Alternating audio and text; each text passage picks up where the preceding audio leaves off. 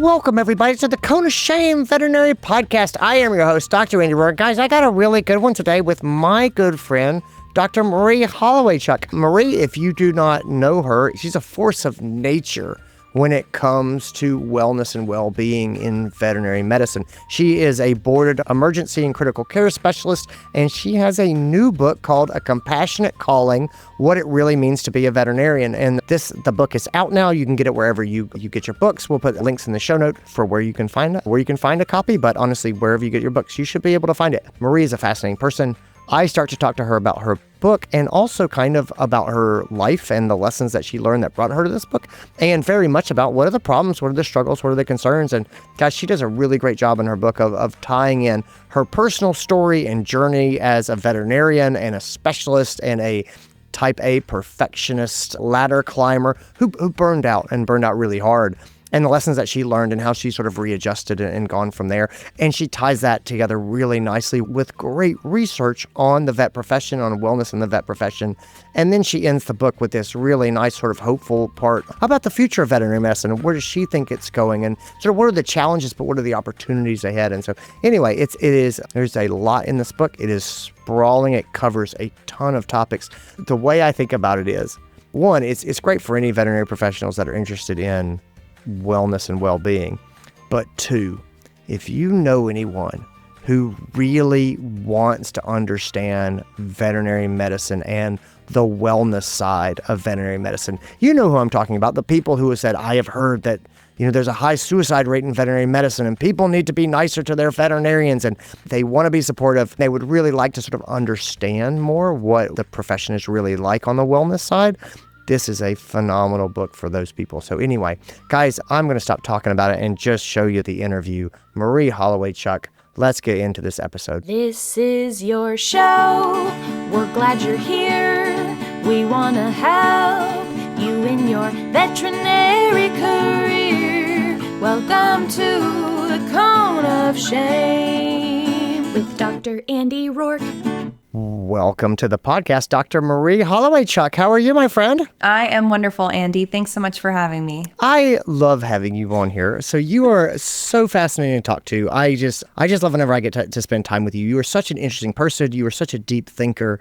For those who do not know you, you are a veterinarian. You are an emergency critical care specialist. You still practice. You are the founder of revivingvetmed.com, which we'll talk about here in a second. And you have a new book out. It is called A Compassionate Calling. And I was so fortunate. I got a pre-release copy and got to see this thing.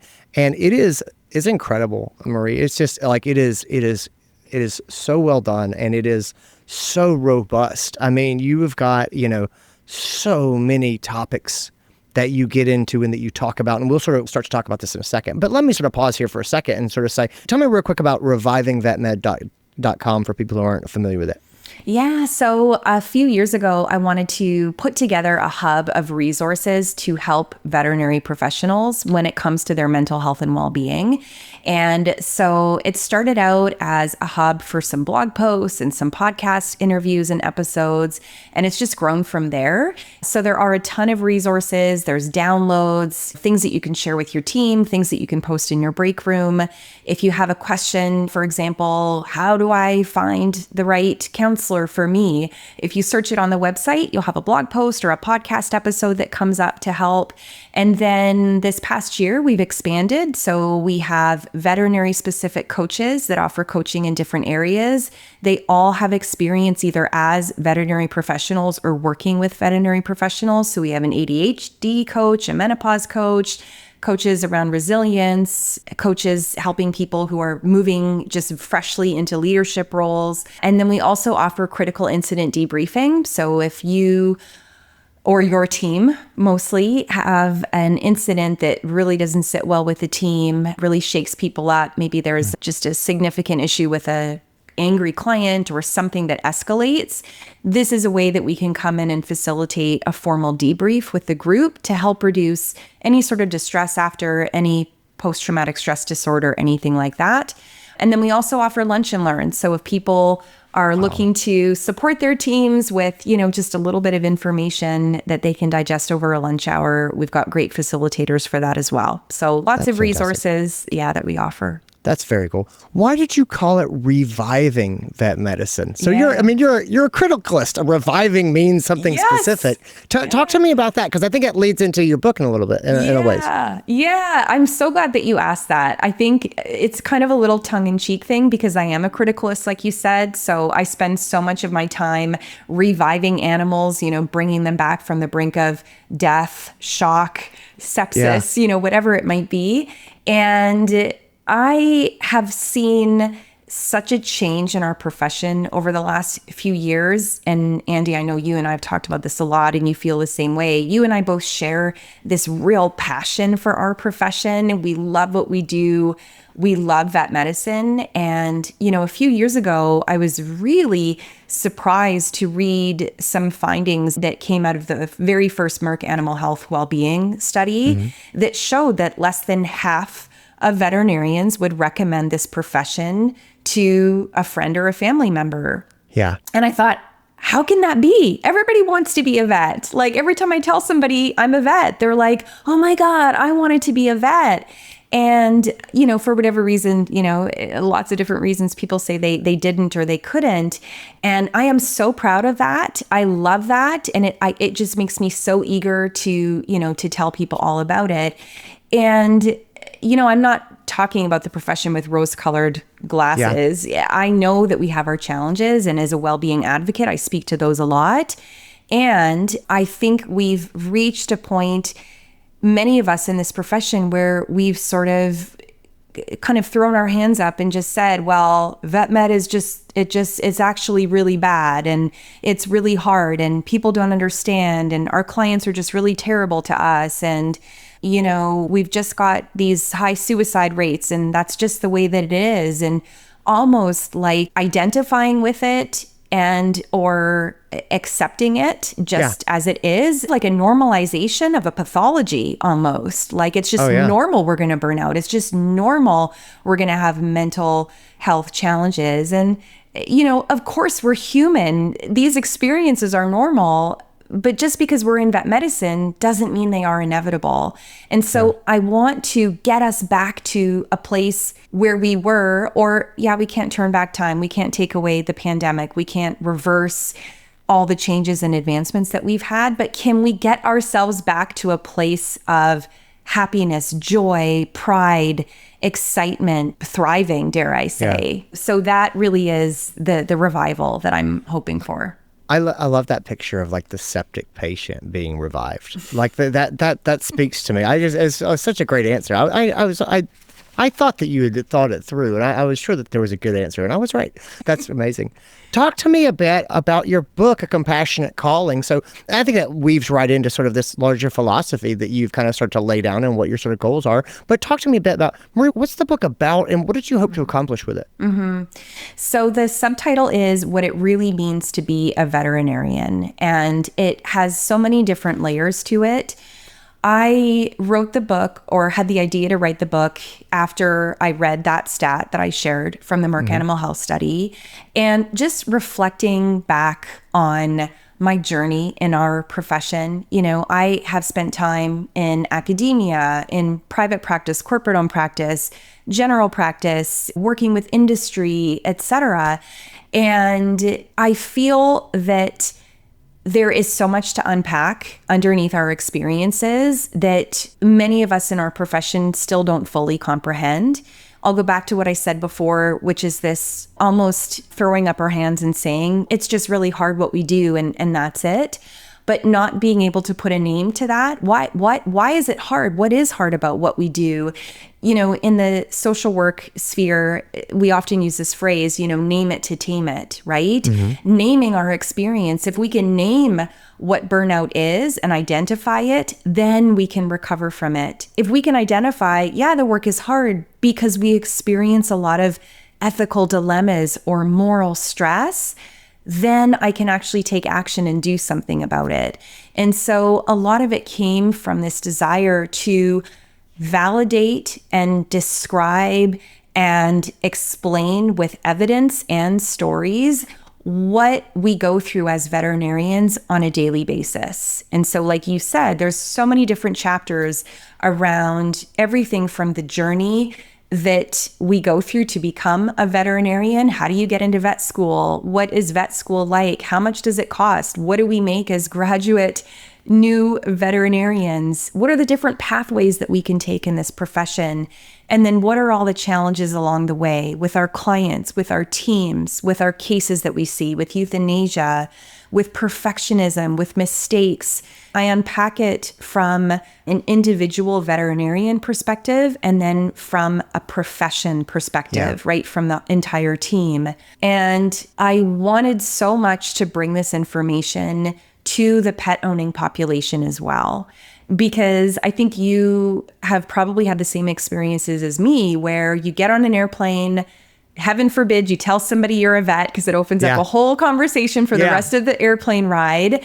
And now you're kind of enlightening to them as to what it is that we do and what our life is really like. And I felt like I was having these same conversations as a well-being advocate over and over again about the challenges that we experience. And I don't want that to be the focal point, because we have so many joys in our profession as well. But I do see a growing divide between our clients and our veterinary teams that I would love to see bridged. I would love to see better understanding on both sides, both better self-awareness on the part of the professionals and better awareness of the profession on the part of our clients, so that we can start to come back together and work together, which is what is so important. And it, of course, is so much of what you teach when you teach your client communication. So when I talk to people who've written books, they usually tell me they've written them for one of two reasons.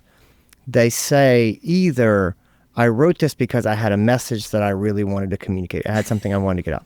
Or the other thing they tell me is they say, I wrote this because I really wanted to organize my own thoughts. Mm-hmm. You know what I mean? I wanted to really take these things that I think a lot about and try to just try to organize them or understand how they fit together for myself. Mm-hmm.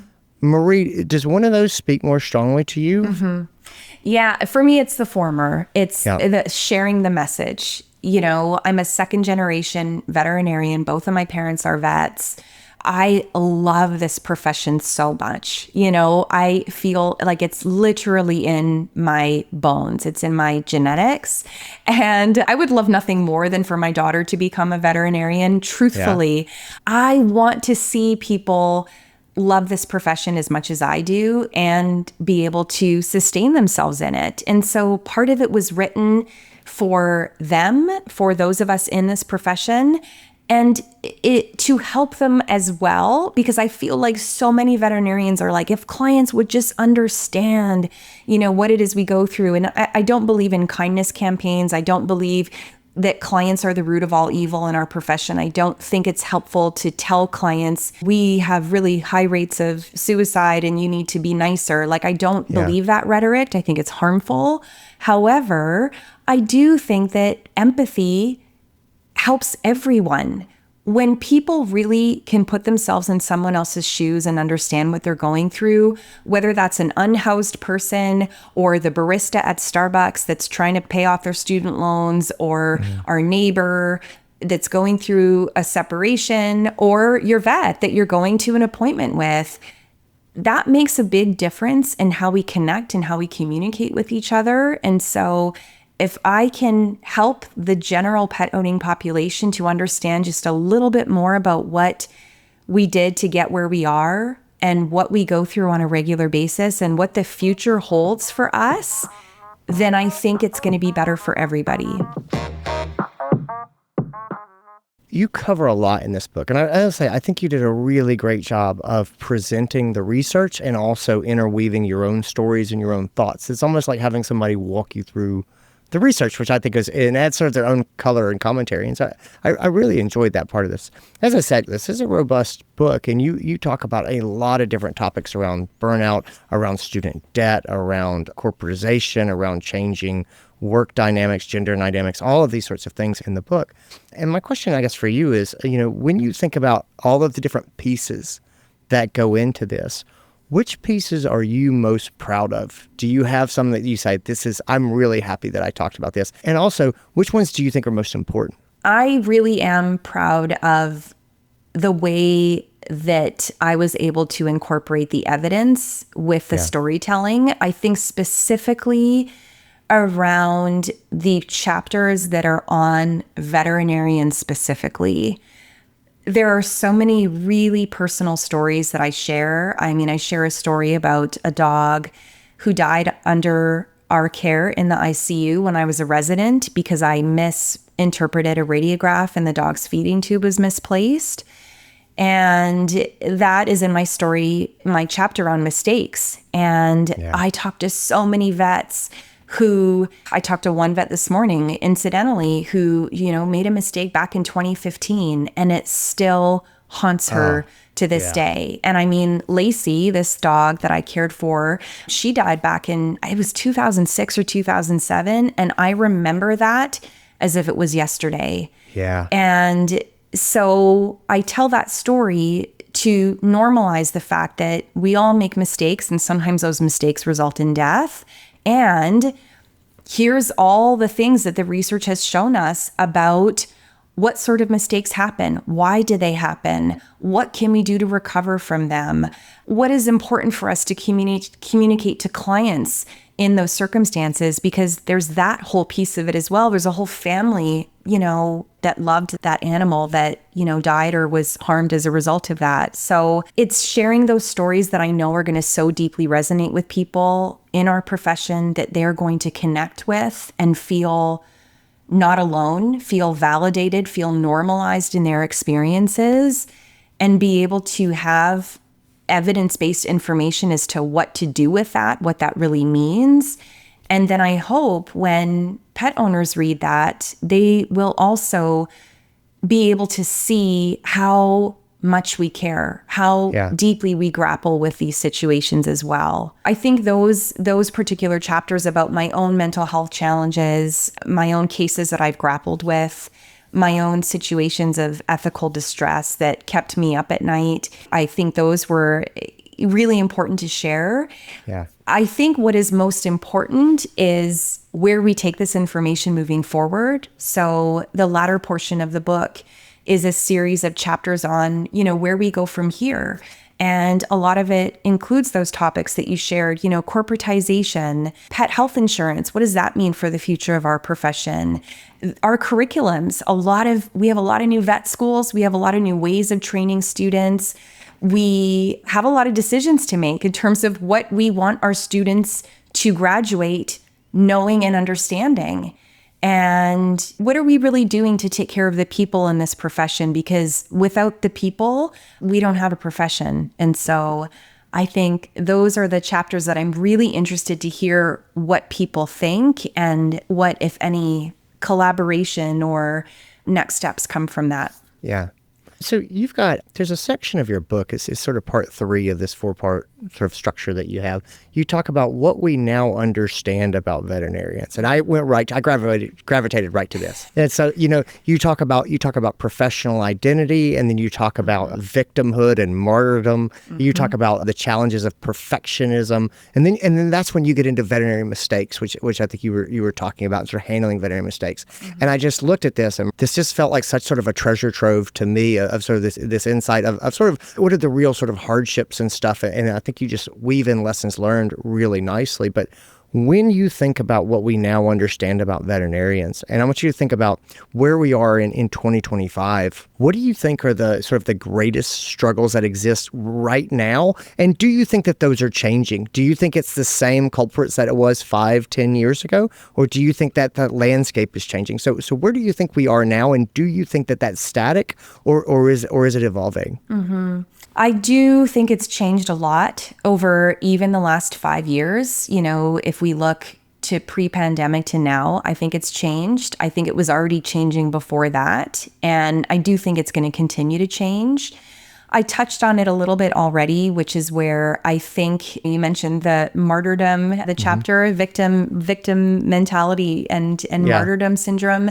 I do think, and I see many veterinarians and others in our profession that have found themselves feeling like they're stuck. Yeah. Like we are the victim of a profession that for years didn't pay enough. And for some of our team members still doesn't pay enough. That our happiness on a daily basis is governed by our clients and how they treat us. And we have to do all these really hard things like perform euthanasia and speak for pets and animals that can't speak for themselves. And, yes, at the end of the day, yes, our jobs are so hard and we deal with a lot. And I'm not disputing that. And I talk a lot about those challenges.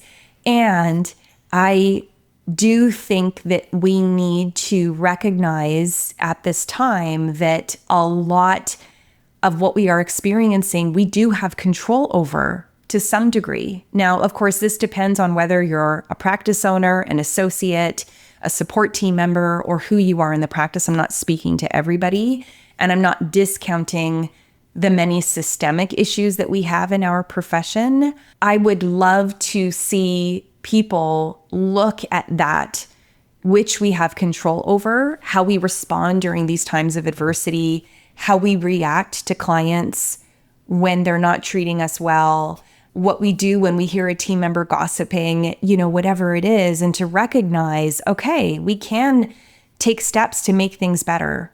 I do have control over some of these things. I have control over myself at the very least. And, do something from there. I think we have to change. I think where we are now is not sustainable. And I think a lot of people feel that way. And some of that change has to come from within.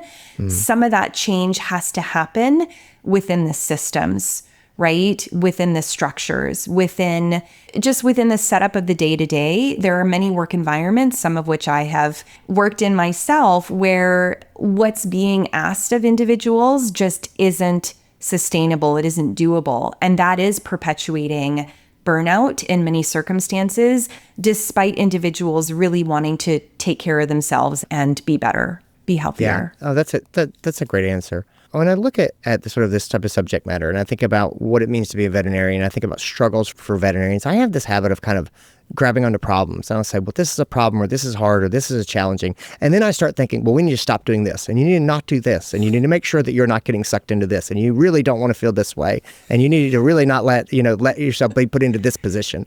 But I think that that's an innately sort of just a negative sort of mindset and way to look at it, And so I look at your book, and I look at all of the things you've done around wellness, the resources you've written, the articles you've written, the presentations that you've given, the retreats that you run and things like that. And what I want to ask you is, having written this book and really thought about the struggles of veterinarians and life in veterinary medicine, if I could have Marie Holowaychuk's keys to a good life, meaning what are the things that you should do as opposed to the things that you should not do? Are there things that you think, these are, I don't expect you to have a complete list off the cuff, but what are the things that you would say, these are my sort of keys to a good life and a good career in medicine? I mean, a few things come to mind for sure. I gravitate towards that which I have control over, which is myself. And one of the challenges that I faced early on in my career, which is what led me to burnout, was that I wasn't setting boundaries for myself. And again, I don't want to sit here and tell people if you set boundaries and you practice yoga, you're going to be great for the rest of your career. I know it's much, much more complicated than that. But if we were to start by identifying what we need as individuals, and what I need is different from what you need, and from what my colleague needs and everything else. So what do I need to be able to work in this profession? Well, I can tell you a few things. I need to work part-time in the clinic. I definitely, with my current family structure and my own mental health and everything else, I can't work 40 to 60 hours a week in clinical practice every week. It's not sustainable for me. I've come to recognize that. I love clinical practice, and there's a limit to what I can do. So I need to be able to have time to do other things, include nurture other passions that I have, such as mental health advocacy and education. we all have limits, right? And we all have needs from various other perspectives, financially, socially, emotionally, physically, and otherwise. And all we're doing when we're setting boundaries is making it clear as to what those needs are, right? Yeah. So if it's that I need to be able to leave by 6 o'clock so that I can have dinner with my kids and get them to bed because family is one of my core values and is of the utmost importance to me, then we need to be able to communicate that versus going with it, taking it as if you have no control over it, and then becoming resentful, frustrated, burnt out, challenges with your family and your happiness because of it. So really being honest with yourself about what you want, what you need, and where your limits are, and communicating those. And I know the communication piece is one of the hardest pieces, and there's people that can help you with that, counselors, coaches, and so on. And I know one of the other hardest pieces is the guilt that comes along with it.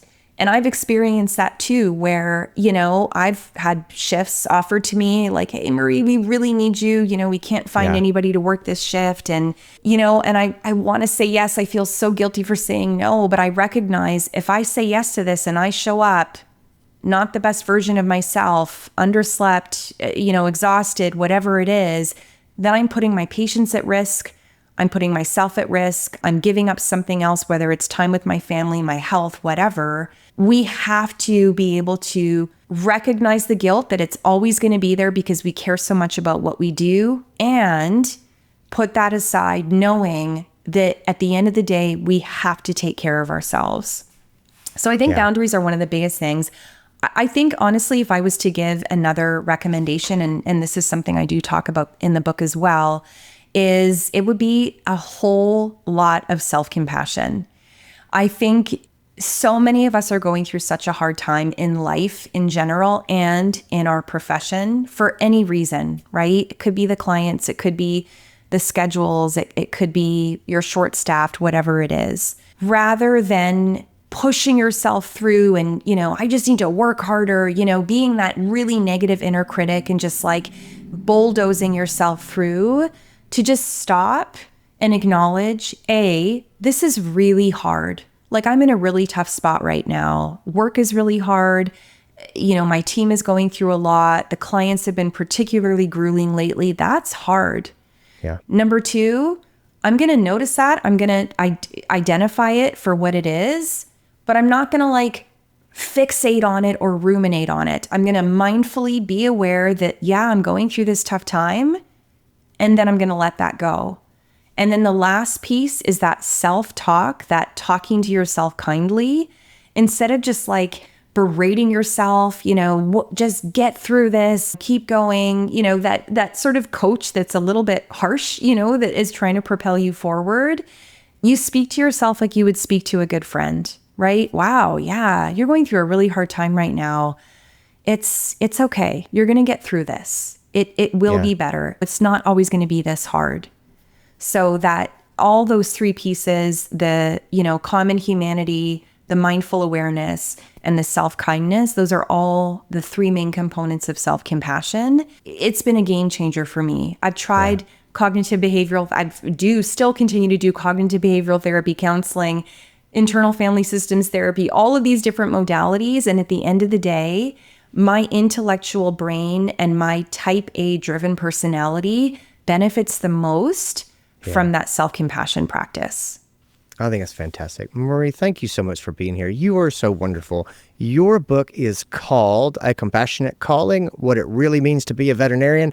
I will put links to that in the show notes so people can find it. You can get it wherever you get your books now. I mean, you're doing an impressive sort of rollout for it right now. Where can people find you online if they want to kind of keep up with all the things that you're doing? Oh, thank you. I'm very active on Instagram and LinkedIn. So at Marie Holowaychuk on Instagram, and LinkedIn, Dr. Marie Holowaychuk. You'll find me there. I will link those up as well. Thank you for being here. Guys, thanks for tuning in and listening, everybody. Take care of yourselves, gang. We'll talk to you later. And that's what I got. Guys, thanks for being here. Thanks for checking it out. If you enjoyed the episode, share it with your friends. Like, subscribe, leave the reviews, all of the positive things. They actually really do help the show a lot. They help people find us, and it means the world to me. Anyway, I just always make that ask. Guys, thanks again for being here. Thanks to Marie. Take care of yourselves, gang. Be well. I'll talk to you later.